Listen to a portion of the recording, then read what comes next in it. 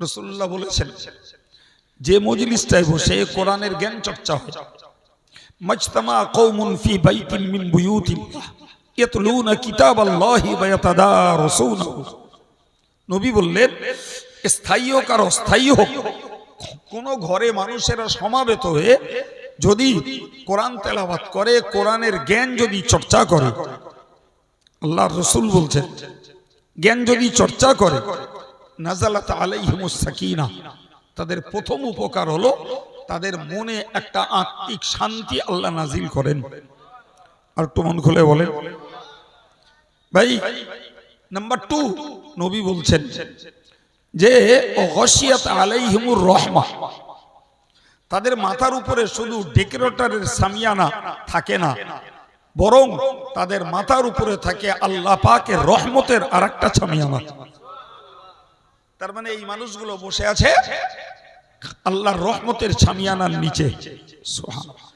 দেখার চোখও আমাদের নেই, জি, উপলব্ধি করবারও অন্তর নেই, কিন্তু শুনবার মতো কানটা তো আল্লাহ দিয়েছে, হ্যাঁ না বলেন? আর বিশ্বাস করার মতো হৃদয়টা তো আল্লাহ দিয়েছে। তাহলে কানে শুনে যদি হৃদয়ে বিশ্বাস করি, ফল আল্লাহ নিশ্চিত দেবেন। যেহেতু ওটা আব্দুল কাইয়ুমের কথা নয়, ওটা আল্লাহর নির্দেশিত নবী পাকের বচন। সুবহানাল্লাহ।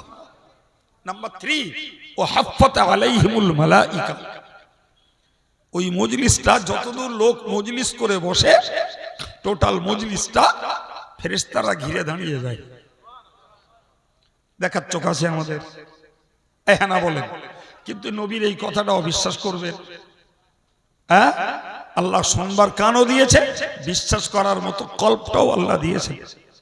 তাহলে এই মজলিসটা যতদূর আমরা সামিয়ানা থাক আর না থাক জমে বসেছি, টোটাল মজলিসটাকে ঘিরে আছে কারা? এরা শুধু ঘিরে দাঁড়িয়ে থাকে না, আল্লাহর কোরআন বলছে যে এই ফেরেশতাগুলো ওয়াস্তাগফিরুনাহু, এরা এই মজলিসের মানুষগুলোর জন্য আল্লাহর কাছে ক্ষমা চায়। আর একটু জোরে বলেন, আর একটু মন খুলে বলেন। তাহলে এই মজলিসে বসবার বদৌলতে ফেরেশতাদের দোয়া পাওয়া যায়। জি ভাই, একটা দিনও উড়ন্ত ছেলে আর বরের বউ আর মেয়েগুলো যদি এই কথাগুলো কান পেতে শুনতো, তো অন্তত দ্বিতীয় দিন সভা হলি ওই দোকানগুলো এরা খুচরো বিছানায় পেচ্ছাপ করা বাচ্চাগুলোর জন্য ছেড়ে দিত, তোরা যা, আমরা ওখানটায় যাবো না। খুব কিন্তু এদের জীবনেও এ কথা কানে পড়েছে কিনা সন্দেহ। জি, তাহলে এ মজলিস মনের শান্তির মজলিস, এ মজলিস আল্লাহ পাকের রহমত পাওয়ার মজলিস, এ মজলিস ফেরেশতাদের দোয়া পাওয়ার মজলিস। সুবহানাল্লাহ। সর্বোপরি হাদিস শরীফে এসেছে, প্রিয় নবী সাল্লাল্লাহু আলাইহি ওয়াসাল্লাম বলেন, মান তালাবাল ইলমা কাফারাতুল লিমা মাদা। রাসূলুল্লাহ বলেছেন, যারা জ্ঞান সন্ধান করে, যারা জ্ঞান সন্ধান করে তাদের পিছনের জীবনের সমস্ত ছোট গুনাহগুলো আল্লাহ মাফ করে দেন। কি গো, আমাদের ছোটখাটো গুনাহ আছে না নাই? আছে না নেই? জি ভাই, তাহলে এই মজলিসে বসার বিনিময়ে ছোট গুনাহগুলো সব রাসূল বলেছেন। হ্যাঁ, তাহলে যদি মনে হয় যে আমার জীবনে ছোট গুনাহ আছে, মানে হাজার না লাখ লাখ রয়েছে, সোনার হাজার না লক্ষ লক্ষ রয়েছে, যদি এরকম একটা মজলিসে বসলে অন্তত ছোট গুনাহগুলো ঝরে যায়, আর এই মজলিসে বসে জ্ঞান নিয়ে যদি বড় গুনাহগুলো থেকে তওবা করতে পারি, তাহলে আমি গুনাহ মুক্ত একটা জীবন অর্জন করতে পারবো। সুবহানাল্লাহ। ভাই, অন্য একটি হাদিসে এসেছে, নবী বলেছেন লা আন তাগদু ওয়া তাতাআল্লামা আয়াতাম মিন কিতাবিল্লাহ ইয়া খায়রুল লাকা মিন আন তুসাল্লি মিয়াতু রাকাহ। প্রিয় নবী বলেন যে যারা সকাল হয় আর সারা দিনের মধ্যে কোরআন শরীফের একটা আয়াতের জ্ঞান লাভ করে, কড়া আয়াতের? একটা আয়াতের। প্রিয় নবী বললেন একটা আয়াতের জ্ঞান যদি লাভ করে 100 রাকাত নফল নামাজের সওয়াব পাওয়া যায়। আল্লাহু আকবার। আমার আল্লাহ সওয়াব দিতে কোনো কৃপণতা নেই, কিন্তু আমাদের নেয়ার মনও নেই, নেওয়ার পাত্রও নেই। আল্লাহ অঢেল দেওয়ার জন্য ঘোষণা দিয়ে রেখেছে। আর যদি কোনো মানুষ কোরআনের আয়াতকে আমল করার নিয়তে কোরআনের আয়াতের জ্ঞান লাভ করে, প্রিয় নবী বলেছেন 1000 রাকাত করে নফল নামাজের সওয়াব। আর একটু জোরে বলেন। বিশ্বাস করুন, রাগ করবেন না, আমি সাধারণ হিসাব বলছি, সারা বছর মিলেও আমাদের 100 রাকাত অতিরিক্ত নফল নামাজ পড়া হয় না। আর এই যতটুকু বসেছেন এর মধ্যে 2-4টা আয়াতের জ্ঞান আপনাদের কাছে বলা হয়ে গেছে। হয়েছে না হয়নি? এবার বলেন, এই মজলিসে শুনতে বসার লাভ উপকারিতা আছে না নাই? আছে না নাই? জি। সুতরাং যারা ধার্মিক মানুষ, আল্লাহ ওয়ালা মানুষ, এই মানুষগুলোরও লস নাই যতই আমল করি। জি, এই যে জ্ঞান লাভের মজলিসে বসেছি, এতে তো রহমত পাচ্ছি, মনের শান্তি পাচ্ছি, ফেরেশতাদের দোয়া পাচ্ছি, যা ছগিরা গোনা আছে সেগুলো ঝরছে, উপরন্তু এই জ্ঞানগুলোর বিনিময়ে সওয়াব লাভ করতে পারছি। জি, আমি তো মাঝে মধ্যে বলি, ভাইরে বছরে একটা জায়গায় হয়তো একটা সভা হয়, ধরে নেন মার্জারি বছরে আমি কম করে বলছি 15টা সভা হয়, ধরে নেন কারোর বাড়ি, মসজিদে, মাদ্রাসায়, ক্লাবে ইত্যাদি মিলে ধরুন, তো 15 জায়গার সভা, সব লোকের শোনার সময় হয় না? বলো, হয় কি না? সুযোগ সব দিন থাকে না। যে হয়তো 2-4টে শোনা হয়, আর বছরে শোনা হয় না। এখন আপনি বলুন, তাহলে এই সভা করে বসতে হবে, তাহলে গোনা মাফ হবে না? এও ভুল কথা। কাইম সাহেবের দাওয়াত করব, কাইম সাহেব আসবে, কথা বলবে, আমরা বসবো, তবে গোনা মাফ হবে, একদম বাজে কথা। নবী বলেছেন তাদারুসুল ইলমি সাআতাম মিনাল লাইলি খায়রুম মিন ইহইয়াইহা। তুমি পড়তে পারো না, যে কোনো জায়গায়, তুমি মসজিদে ইমাম আছে, তার কাছে মাগরিবের নামাজ পড়ে বসো, ওখানে বসে এসা পর্যন্ত ধর্মের জ্ঞান চর্চা করো। একটু চা খাবার দরকার, আচ্ছা খেয়ে এসে যাও, খেয়ে এসে বসো, 1 ঘন্টা জ্ঞান চর্চা করবে। গোটা রাত ধরে নফল ইবাদত, নফল নামাজ, নফল জিকির, নফল তাসবিহ পড়ার তুলনায় 1 ঘন্টা জ্ঞান চর্চা করে এশার নামাজটা পড়ে নাকে তেল মেরে সারা রাত ঘুমাও, সারা রাতের নফল ইবাদত সব পেয়ে যাবে। কি ভাবছেন? তাহলে সব সময় প্যান্ডেল করতে হবে, হুজুর দাওয়াত করতে হবে, এর দরকার আছে? মন যদি থাকে, নিজের গ্রামের ইমামের কাছে বসেই আমরা এই সব জোগাড় করে নিতে পারি, কিন্তু দরকার মনটা। মনটা বানানো মূল্যবান সম্পদ। যাক, আর বলবো না। আমি কি বলছিলাম, ইসলামটাকে জানার নাম্বার 1 পদ্ধতি হলো পড়াপড়ি করা, যেটা আমাদের সমাজে আদৌ নেই বললে চলে। যদি একটু পড়ে, অন্য বই পড়ে, ধর্মের বই পড়ে না। আপনি খোঁজ নিয়ে দেখেন দিন, প্রায় প্রতিটি পরিবারের বউরা, এরা আজকের যুগ তো সস্তা যুগ হয়ে গেছে, ন্যূন পক্ষে মাধ্যমিক না হলে ছেলের বাপ নাকশিট করছে। এই যে কিচ্ছু বলে না জানো, আমি জানো মরিচ জাপির কথা বলতেছি। হ্যাঁ, কম পক্ষে মাধ্যমিক পাস না হলে ছেলের বাপ নাকশিট করছে। এখন যদি কোনো ছেলে যদি ওই মোবাইলে যদি একটা জুটিয়ে নেয়, আর সে যদি ইনফ্যান পাস হয়, সেটা কপালের দৌড় বলতে হবে। মোবাইলে দেখে নেছে, পরে দেখতেছে ইনফ্যান পাস, কিচ্ছু করার নেই। আছে না নেই? ভাই এখন আপনি বলুন, এই যে মাধ্যমিক পাস অধিকাংশ পরিবারের বউরা, আরো এর থেকে অনেক বেশি আছে, জিজ্ঞেস করুন দিন, এরা মাধ্যমিক পাস, উচ্চ মাধ্যমিক পাস, অনেক বউরা গ্রাজুয়েট, শিক্ষিত পরিবারে গ্রাজুয়েট, মাধ্যমিক উচ্চ মাধ্যমিক ওরা কেয়ার করে না। খোঁজ নেন দিন যে এই শিক্ষিতা বউটা এই সংসারে এসে কদিন কোরআন শরীফ পড়েছে? খোঁজ নেন। ওর বাপ বলো ঠেংরে মুংরে কোরআনটা পড়িয়ে দিল থেতো মেতো করে, যাই কর না দিলি আবার ছেলে পিছিয়ে যেতে পারে। টেগড় বেগড় করে এদিক সেদিক করে মাধ্যমিকের ফাঁকে উচ্চ মাধ্যমিকের ফাঁকে কোরআনটা যায় করে শিখিস বলে নি বলে। আমি খোঁজ নিলে দেখা যাবে ওই থেতো মেতো করে হয়েছে। শুদ্ধ কোরআন পড়তে পারা মেয়ে ছেলে আমাদের সমাজে শতকরা 2টো পাওয়া যাওয়া সন্দেহ আছে। তবু যদি সে মহব্বত করে পড়ে, এটা আল্লাহর কালাম, আমার বাপ মা শিখিয়ে এলো, তা আজকে স্বামীর বাড়ি শ্বশুর বাড়ি এসছি, ওইটা একটু পড়িও। খোঁজ নেন যে কটা পরিবারে এই কোরআন তেলাওয়াতটা চালু আছে। খুব বড় জোর 2-4টে পরিবারে পাওয়া যাবে। এই সামনে শাবান মাস আসতেছে, শবে বরাতের গন্ধে গন্ধে আর রমজান মাস পড়লি পাওয়া যাবে কিছু, বাকি সারা বছর আর জাগে যা।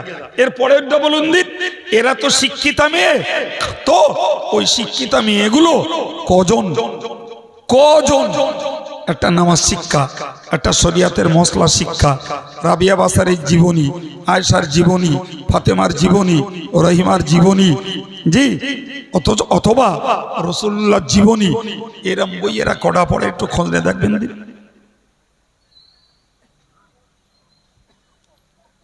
বলে তাহলে লেখাপড়া শিখে কি করতে? ঝাড়টা ভালো করে দেবে তাই নাকি?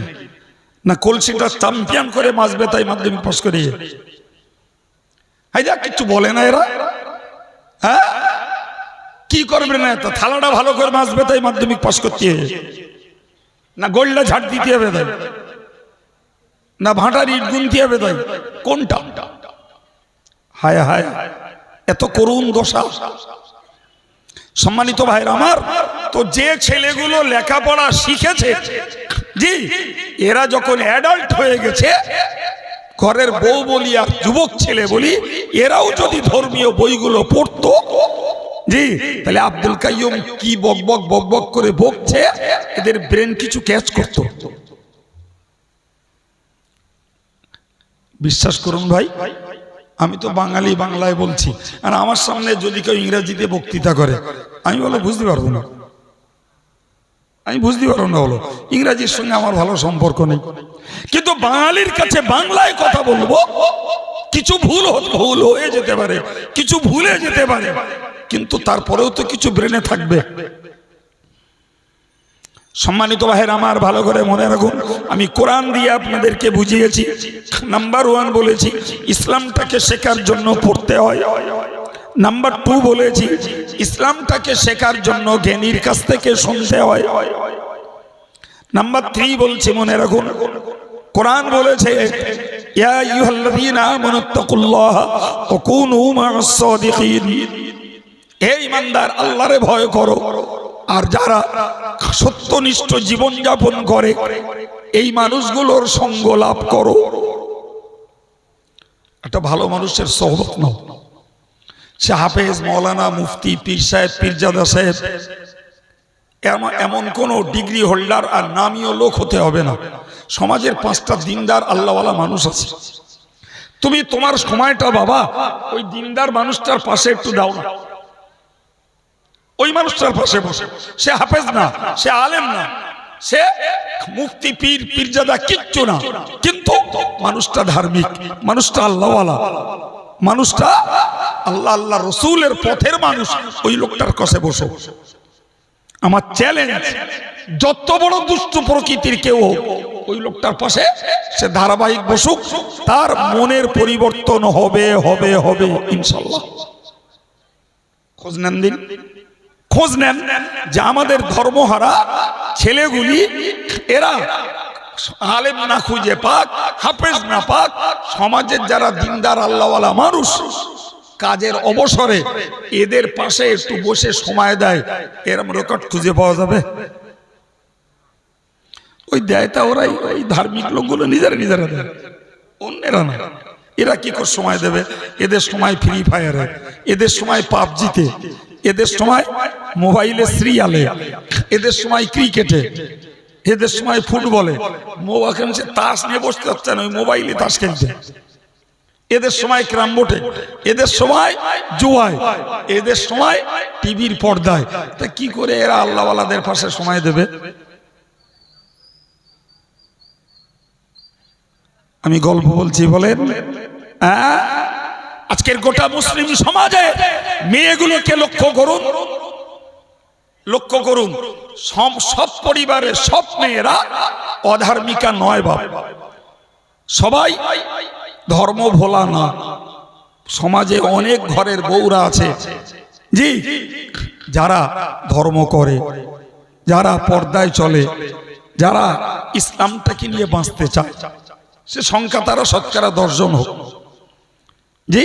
আর ওই সমাজে যদি 90টা ঘরের বউ থাকে যাদের ধর্মচর্চা নেই, তো এই ধর্মচর্চা যাদের নেই, এরা যদি মনে করত যে আমার সংসারের কাজকাম কমপ্লিট করে, রান্না বাড়া শেষ করে, আমার ওই শাশুড়ি খুব আল্লাহওয়ালি মানুষ, আমি ওনার কাছে গিয়ে একটু বসবো, কি আমার ওই জাডা সে খুব আল্লাহওয়ালি, সে এই মেয়েদের মাদ্রাসাতে মৌলানা পড়ে এসে, কিংবা সে মেয়েটা তার বাপ মা খুব ধার্মিক, ফলে মেয়েটাও ধার্মিকা মেয়ে, অমুকের স্ত্রী, তো ওর কাছে গিয়ে একটু বসবো। আপনি বলেন তাহলে মেয়েরাও একটা সঙ্গ পেত না? পেত না?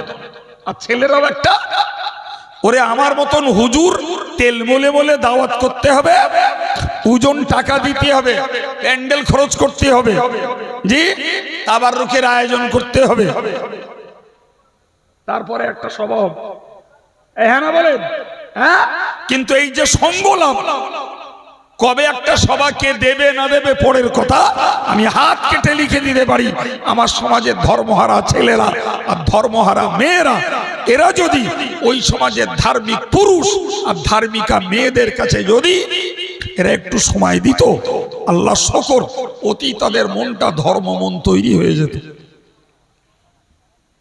ও পাঠশালায় যাবে। অথচ পদ্ধতি তিনটা। এর লাভ জানেন? আল্লাহ পাক নবী বলেছেন আল মারু মা মান আহাব্বা, রাসূল বলেছেন যে নারী যে পুরুষ যাকে ভালোবাসে তার সঙ্গে কিয়ামতের দিনে তার হাসর হবে। এখন কেউ যদি সুদখোরকে ভালোবাসে, কেউ যদি মাতালকে ভালোবাসে, কেউ যদি গানখোরকে ভালোবাসে, কেউ একজন রাজনীতিবিদকে ভালোবাসে, কেউ একজন ডাক্তারকে ভালোবাসে, কেউ একজন মাস্টারকে ভালোবাসে, তাদের মধ্যেও কেউ ধার্মিক থাকতেও পারে, বলা যায় না, কিন্তু না থাকার সম্ভাবনা বেশি। আর আপনি ভালোবাসলেন ওদেরকে, কিয়ামতের দিনে ওদের সঙ্গে হাসর হবে।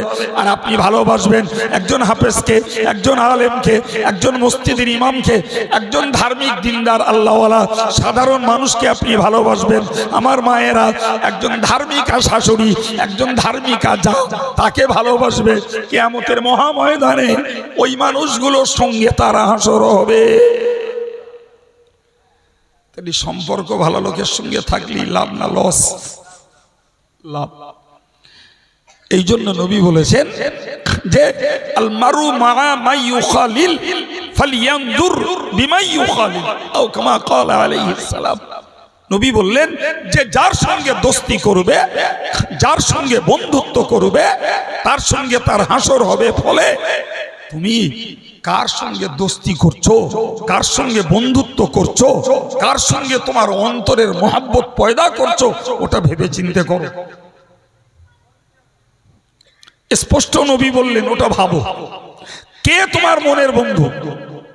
আরে বাবা, সমাজে বাস করতে গেলে, আমি আগে একবার বলেছি, বলো আর একবার মনে করিয়ে দিচ্ছি, সমাজে বাস করতে গেলে দাঁতাল মাতাল সুদখোর মদখোর সব রকমের মানুষের সঙ্গে লেনদেন করতে হয়, ওটা বসা করতে হয়।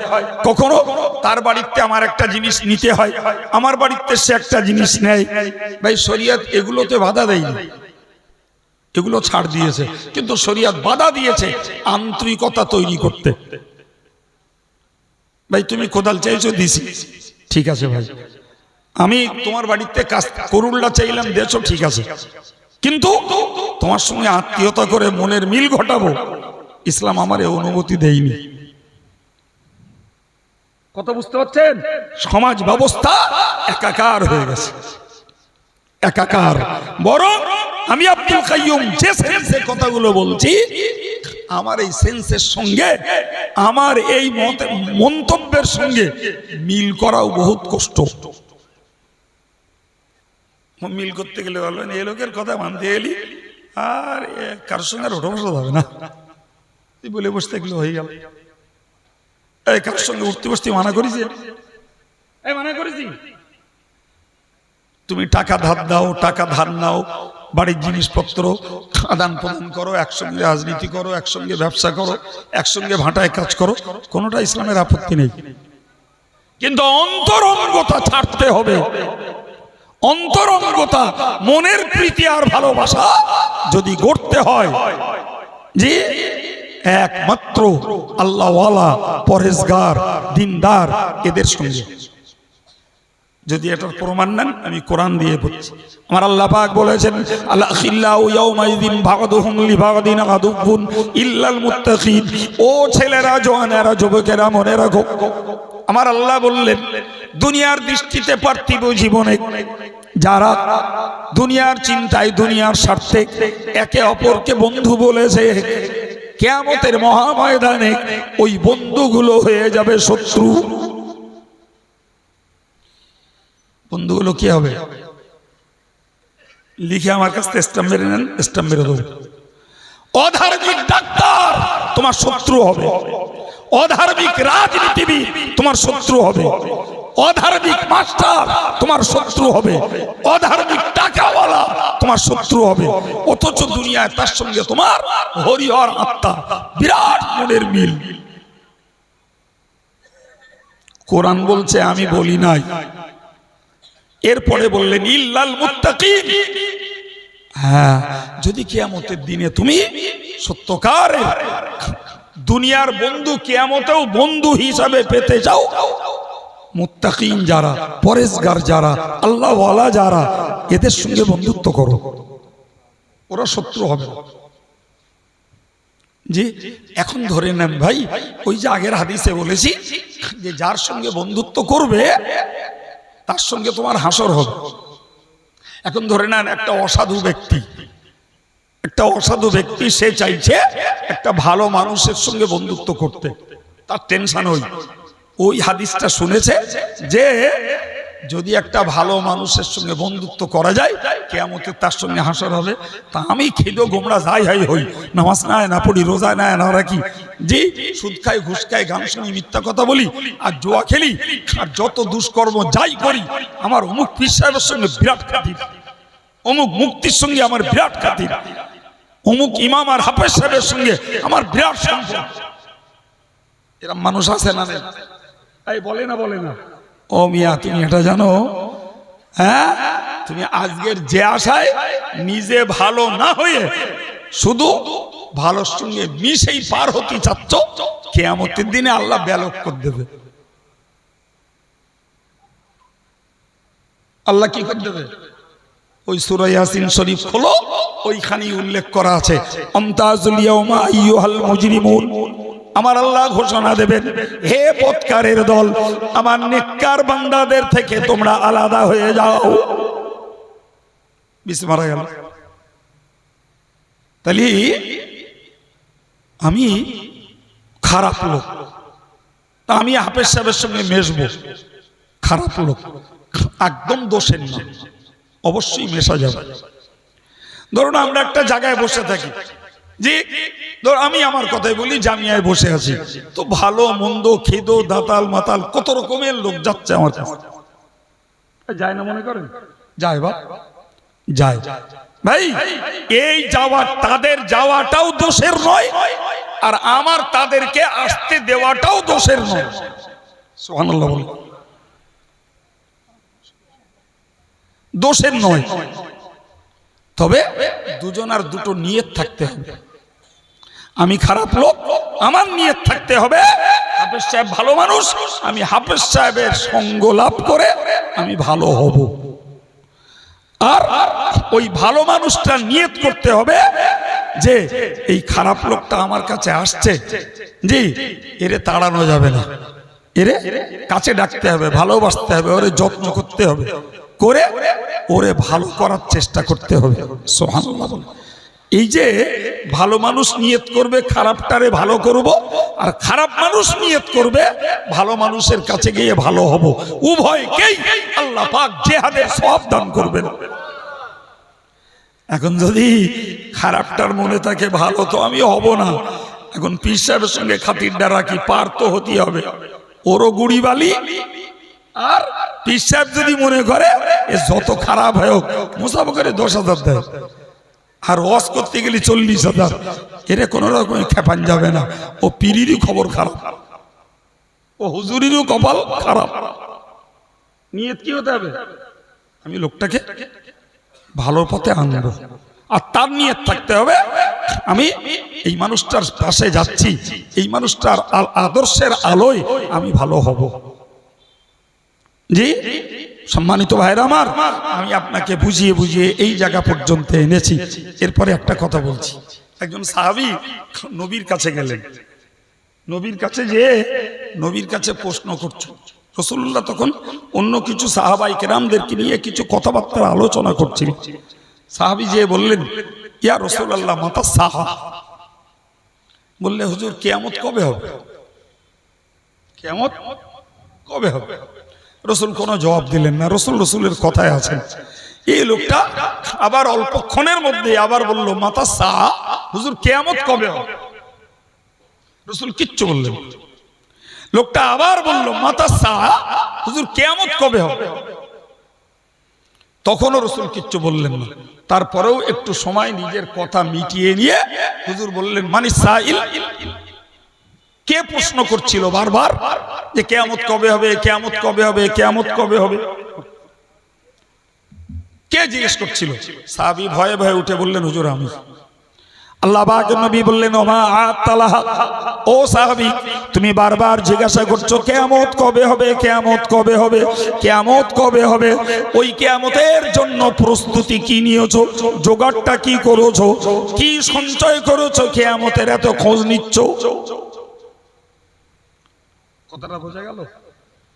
হ্যাঁ, কিয়ামত মানে তো ভয়ঙ্কর দিন, কিয়ামত মানে তো জীবনের কৈফিয়ত দেওয়ার দিন, কিয়ামত মানে তো নিজের পাপ আর সওয়াবের রেজাল্ট পাওয়ার দিন, কিয়ামত মানে তো হাসরের ময়দানে সূর্যের তাপের নিচে যন্ত্রণা বিভীষিকাময় পরিস্থিতিতে কাটাবার দিন, কিয়ামত মানে তো নেকি আর বদি ওজনের দিন, কিয়ামত মানে তো আমলনামা বাম হাতে আসারও ভয়ের দিন।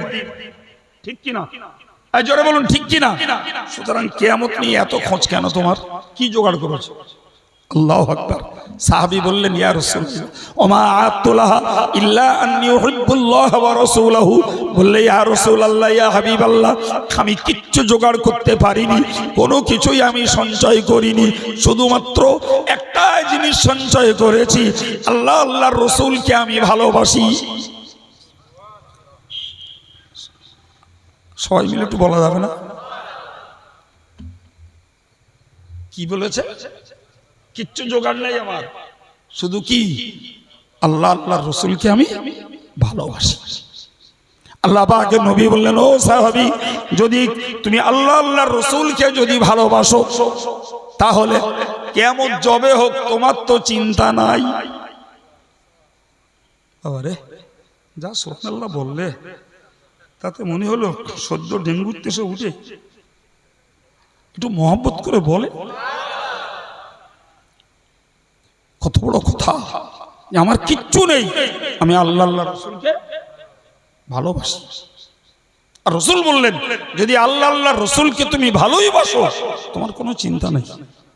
সুবহানাল্লাহ। এর ভিতরে রহস্য হলো এটাই, ভাই আমাদের দেশে প্রচুর মানুষ আছে আল্লাহরে ভালোবাসে, নবীরই ভালোবাসে, পীর সাহেবদের ভালোবাসে, আলেমদের ভালোবাসে। আমাদের এই ভালোবাসা এটা বলো সবার বাস্তবে মেলে না। বলো আল্লাহর ভালোবাসে অথচ আল্লাহর হুকুম মানে না, নবীর ভালোবাসে অথচ নবীর সুন্নত মানে না।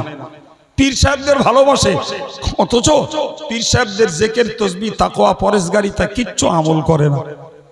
জি, মুফতি সাহেবের ভালোবাসে অথচ ফতোয়ার ধার ধারে না। এমন লোক কিছু আছে না?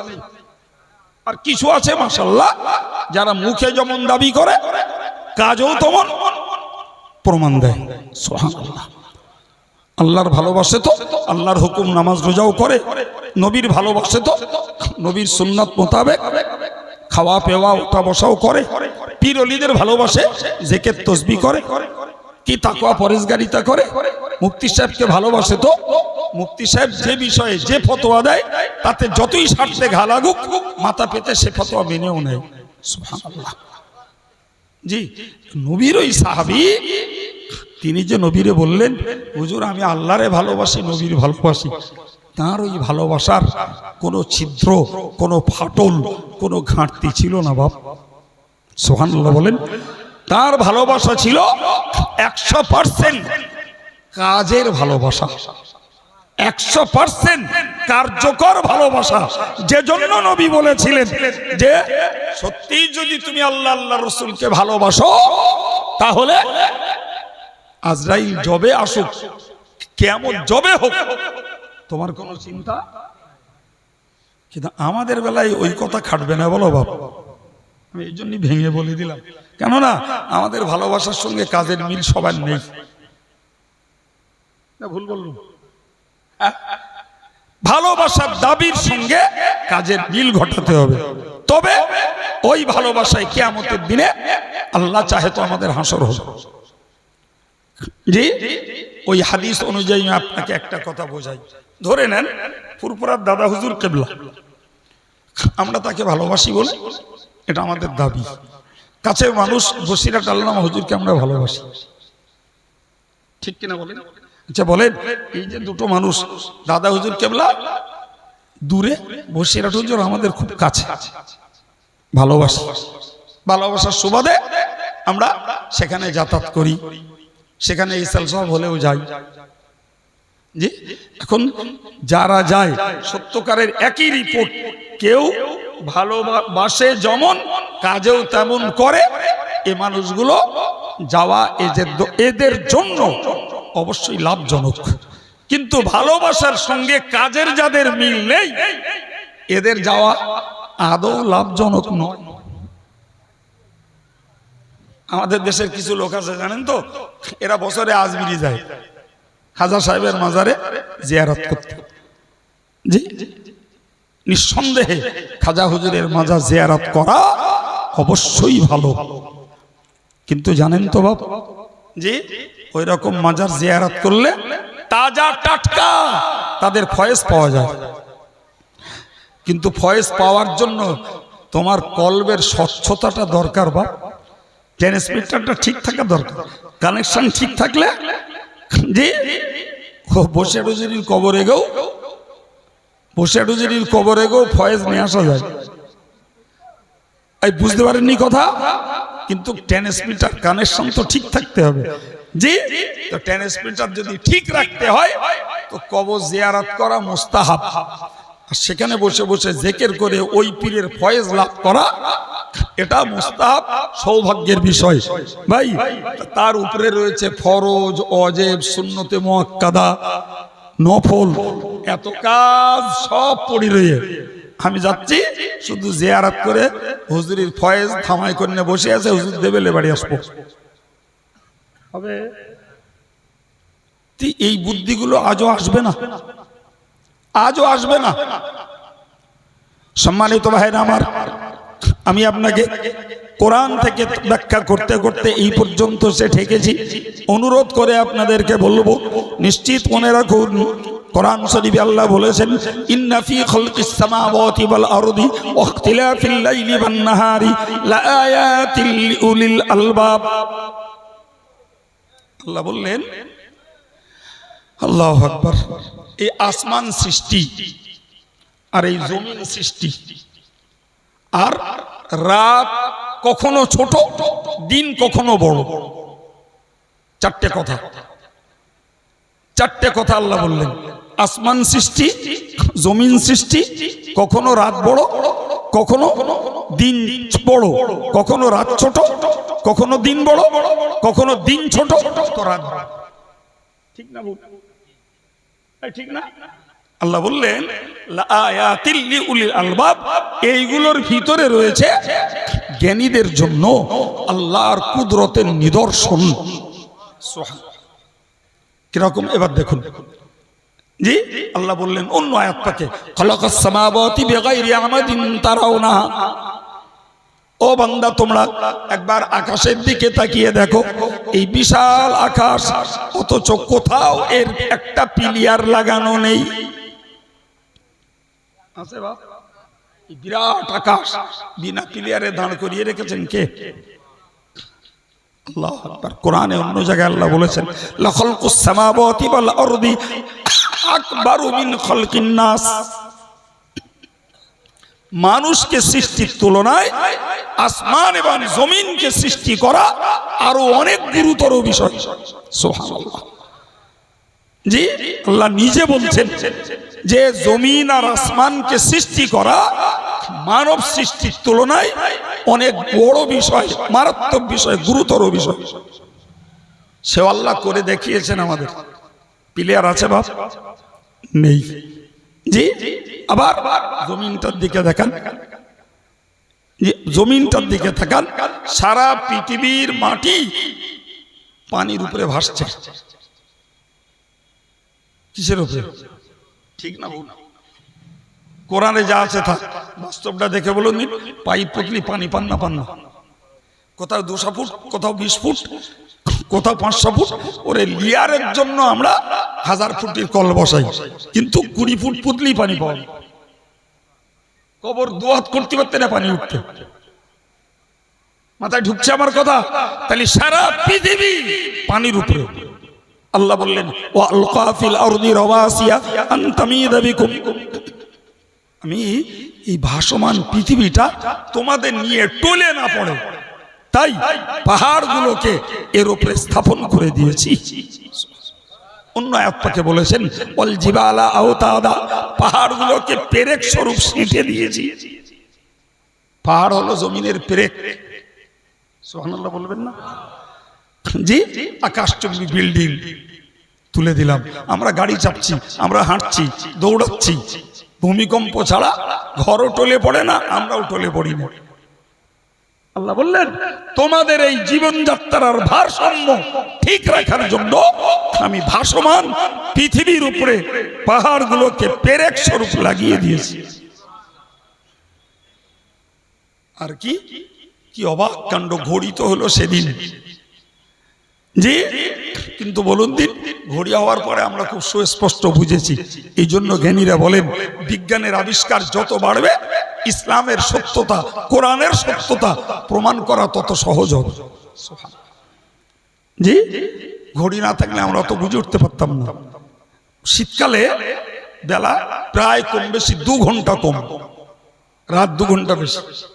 গ্রীষ্মকালে রাত 2 ঘন্টা কম, দিন 2 ঘন্টা বেশি। হ্যাঁ বলে জি। এবারে আমরা ঘড়ির পরে, ঘড়ি আসার পরে বুঝতে পারছি কোনদিন 30 সেকেন্ড লেটে বেলা উঠছে, আবার ওদিকে 30 সেকেন্ড লেটে ডুবছে। আবার গ্রীষ্মকালে দেখছি 30 সেকেন্ড আগে বেলা উঠছে, ওদিকে 30 সেকেন্ড লেটে ডুবছে। কখনো 1 মিনিট, কখনো 30 সেকেন্ড, কোনদিন হয়তো একই টাইম, কাল যা ছিল আজও তাই। হ্যাঁ বল, ঠিক বলছেন না? আপনি ডায়েরি খুলুন, জি, ভারতীয় প্রতি বৎসরের খুলুন, পঞ্জি খুলুন, খুললেই দেখতে পাবেন। এরা আজকের বিজ্ঞানী অঙ্ক কষে ঘড়ির সঙ্গে সময়টা মিলিয়েছে, আমাদের জন্য বোঝা সহজ হয়ে গেছে। কিন্তু যে যুগে ঘড়ি ছিল না, সেই পৃথিবী শুরুকাল থেকে ওইভাবেই চলছে। সুবহানাল্লাহ।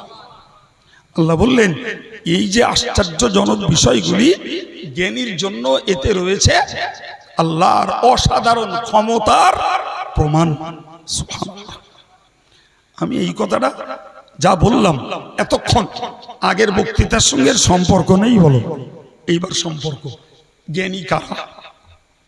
আগের আয়াত, অনেকক্ষণ আগে একটা আয়াত বলেছিলাম, মনে পড়বে, যে জ্ঞানী তারাই যারা হাজারো কথা শোনার ভিতর দিয়ে ভালো কথাগুলো মেনে চলে। মনে আছে না, ভুলে গেছেন? এবার বলছি, আমার আল্লাহ বললেন, আল্লাযীনা ইয়াযকুরুনাল্লাহা কিয়ামান ওয়া কুউদান ওয়া আলা জুনুবিহিম। জ্ঞানী তো তারাই যারা কোথাও দাঁড়িয়ে থাকে তো আল্লাহ আল্লাহ করে, জ্ঞানী তারাই কোথাও বসে থাকে সেখানেও আল্লাহ আল্লাহ করে, জ্ঞানী তো তারাই রাতে শুয়ে পড়ে তাও আল্লাহ আল্লাহ করতে করতে ঘুমায়। ওই মানুষগুলোই হলো জ্ঞানী মানুষ।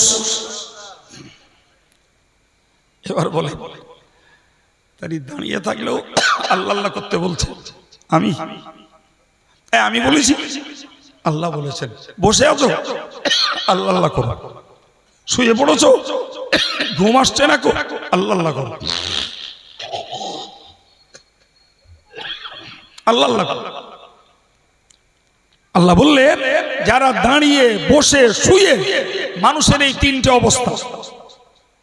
মানুষ দাঁড়িয়ে চলে, বসে থেকে আরাম করে, শোয় মানুষ বিশ্রাম আর ঘুমানোর জন্য, ঠিক না ভুল?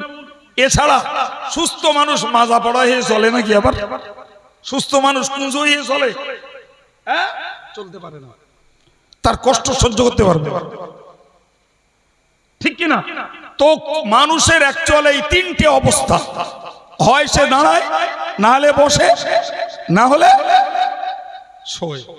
আমার আল্লাহ বললেন, জ্ঞানী ওই লোকগুলো যারা কোথাও দাঁড়িয়ে থাকলেও আল্লাহ আল্লাহ করে, আল্লাহকে ভোলে না, বসে আছে আল্লাহকে ভোলে না, শুয়ে পড়ে আল্লাহকে ভোলে না, ওরাই হলো জ্ঞানী, ওরাই হলো জ্ঞানী। সঙ্গে মনে রাখুন, আল্লাহ আল্লাহ করার জন্য উজু করতে হয় না, আল্লাহ আল্লাহ করার জন্য গোসল করতে হয় না, আল্লাহ আল্লাহ করার জন্য গায়ে জামা কাপড় পরতে হয় না, আল্লাহ আল্লাহ করার জন্য আমাকে মসজিদে পাঠি ফেলতে হয় না, আল্লাহ আল্লাহ করার জন্য ঘরের কোণে জায়গা দখল করতে হয় না। আপনি দুনিয়ার যেখানেই থাকুন, আমার আল্লাহ কত সুযোগ দিয়েছেন, তুমি যেখানেই থাকো সেখানে আল্লাহকে ডাকো। উজু বেউজু, খালি গায়ে, জামা গায়ে, যে অবস্থায় থাকো, তোমার গোসল ফরজ হয়েছে, তাও তুমি আল্লাহ আল্লাহ করতে পারো।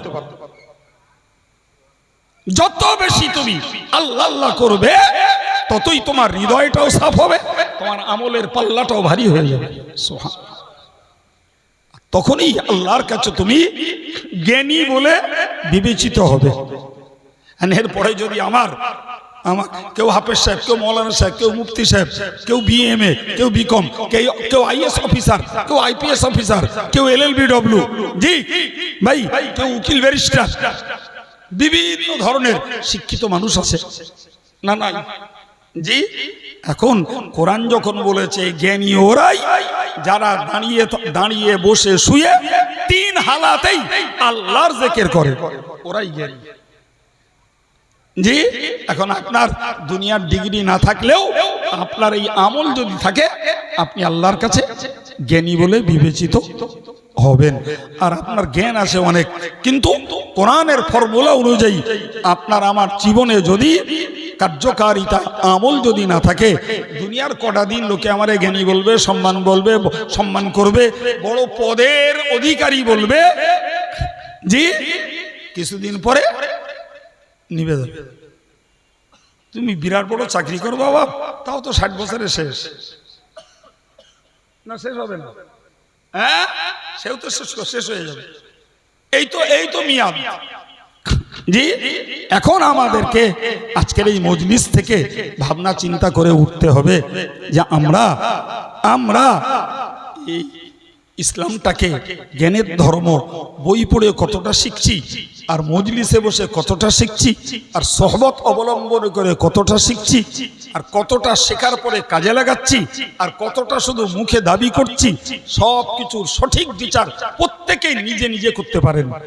আমি আপনারটাকে সঠিক করতে পারবো না, আপনারাও আমারটাকে সঠিক করতে পারবেন না, ঠিক না ভুল? কিন্তু এগুলো থিওরিমূলক কথা, যেগুলো সবাই ভেবে চিনতে সূত্র, এগুলো এই সূত্র অনুযায়ী আমার অবস্থাটা কি আমি আন্দাজ করতে পারি না? পারবো না একদম। আমি আমার অবস্থাটা সহজে আন্দাজ করতে পারি। যাই হোক, আল্লাহ পাক আমাদের সকলকে সেই মনটা দান করেন, বলুন আমিন। আর একটু জোরে বলেন আমিন। সম্মানিত ভাইরা আমার, আমি বিদায় নেব। জি, আজকের এই জলসাটা নেয়ার মতন আমার অ্যাকচুয়াল পরিস্থিতি ছিল না। এরা কেউ দাওয়াত করতেও আমারে যায়নি। ওই আব্দুল কাদের আছে, ওই আমাকে দাওয়াত করেছিল, এইখানকার নাম করি। তো আমার অ্যাকচুয়াল আজকে দাওয়াত বেড়াচাপা থেকে আরো 5 কিলোমিটার উত্তরে জামিয়ায় ছিলাম, উল্টে এসছে এই পথ, আবার উল্টে যাব ওই পথে। তো এছাড়া আমার কোনো ডেটও ছিল না। তবুও আব্দুল কাদের একান্ত দাবি, এখানকার ভাইদের দাবিতে সময়টা দিয়েছিলাম, যে যথারীতি সময় মতোই স্টেজ নিয়েছি। আর 2 মিনিট আধ মিনিট সময় বেকার নষ্ট না করে আপনাদের আশা বসা, আপনাদের কষ্ট মেহনত, ব্রেনটার মূল্য দিয়ে কিছু জ্ঞানের কথা আপনাদের কাছে বলার চেষ্টা করেছি। ঠিক বললাম না ভুল বললাম? বাকিটুকু আল্লাহ কবুল করার মালিক। আল্লাহ কবুল করলে এদের আয়োজন, আমাদের আশা বসা, আমার বকা কি পরের মাওলানা আসবেন তাদের বকা সবার জন্য সার্থক হবে। আল্লাহ কবুল করেন, বলুন আমিন। আর একটু জোরে বলেন আমিন। প্রিয় ভাইরা আমার, তো যাওয়ার সময় আপনাদেরকে একটু বলবো, প্রথমত একটা দাওয়াত। আগামী 1 দোসরা তেসরা ফাল্গুন অল ইন্ডিয়া সুন্নতুল জামাতের সুবৃহৎ বেসরকারি ইসলামী উচ্চশিক্ষা প্রতিষ্ঠান জামিয়া রহমানিয়ার ইসালে সব মনে থাকে আপনাদের। তবু অনেক ভাইকে পেয়ে একটু দাওয়াতটা দিচ্ছি, আল্লাহর রাস্তায় একটু যাবেন। জি, প্রতিষ্ঠানটা এবার চালাতে আমার খরচা দাঁড়িয়েছে 2 কোটির ঊর্ধ্বে। সব এরম ভিক্ষা করা পয়সা, বাঁশঝাড়িরও আল্লাহ শকর অনেক ভাইদের দান আছে। জি, তো কিছু মানুষ খাটে, কিছু মানুষ দেয়, যারা খাটে তারাও দেয়। এখানে কোনো কমিশনের ব্যাপার নেই। আর গাড়ি করে, গাড়ির খরচ, ড্রাইভার খরচ, ওসব দিয়ে যেটা থাকে সেটা মাদ্রাসায়, ওরাম কেস অল ইন্ডিয়া সুন্নতুল জামাতেও নেই। আলহামদুলিল্লাহ বলেন। যে কটা পয়সা দাতারা দেয় সে কটাই ফান্ডে জমা হয়। বরং এই যারা কালেকশন করে এরা নিজেদের জোন কামাই করে, গাড়ি খরচা করে যায়। কখনো 1 কাপ চা কপালে জোটে, কখনো জোটে না, আবার কালেকশন করে গিয়ে জমা দেশে। এভাবেই আল্লাহ অল্প দিনে এতটা উন্নয়ন, যেখানে দাওরে কোরআন তথা হাফেজ হওয়ার পরে থাকে ট্রেনিং দিয়ে একদিনে কোরআন মুখস্থ শুনিয়ে দিলে তবে তাকে সার্টিফিকেট দেওয়া হয়। জি, কারি পড়ানো হয়, মৌলানা পড়ানো হয়, মুফতি পড়ানো হয়, আরবি সাহিত্যের উপরে অনার্স করানো হয়, হাদিসের উপরে তাখাসসুস করানো হয়, মানে আলাদা অনার্স করানো হয়, তাফসীর করানো হয়। এতগুলো ইসলামী ডিগ্রি কোর্স, উচ্চ বিভাগীয় শিক্ষা দেশবাসীর দান, আমাদের কিছু মেহনত বিনিময়ে আল্লাহ করাচ্ছেন। আজ আছি কাল থাকবো না, জাতির প্রতিষ্ঠান জাতির কাছে থেকে যাবে। আমরা যারা কর্মী, খাদেম, দাতা, কবরে শুয়ে শুয়ে একদিন কেউ থাকবো না, কমিশনটা পাবো ইনশাল্লাহ। কিসের টাকার? কিসের কমিশন? সওয়াবের। আল্লাহ কবুল করুন, বলুন আমিন। তো দাওয়াত দিয়েছি, সঙ্গে একটা দাবি রাখছি ভাই, এখনো প্রায় 10 দিন সময় আছে। এই 10 দিন সময় আপনারা যদি পারেন, জামিয়ার একটা বিল কুপন, 10 টাকার কুপন, 20 টাকার কুপন, 25টা করে পাতা আছে। যদি ওই এলাকা অনেক বড়, কিছু ভাইরা যদি একটু নেন, আপনাদের পাশের বন্ধু বান্ধব কিংবা মা চাচি যারা আছে, 10 টাকা চাইলে অনেকে দেবে। জি, এদের কাছ থেকে যদি একটু সহযোগিতা করেন, তাহলে একদিকে দাওয়াত দিলাম আর একদিকে দাবি রাখলাম। জি, পারেন তো? আমার গাড়িতে বিল কুপন আছে, একটার দাকে একটু নেওয়ার জন্য দাবি করলাম। আল্লাহ দাওয়াত এবং দাবি কবুল করার তৌফিক দেন, বলুন আমিন। ওমা আলাইনা ইল্লাল বালাগ। আসসালামু আলাইকুম। দুরূদ শরীফ। আল্লাহুম্মা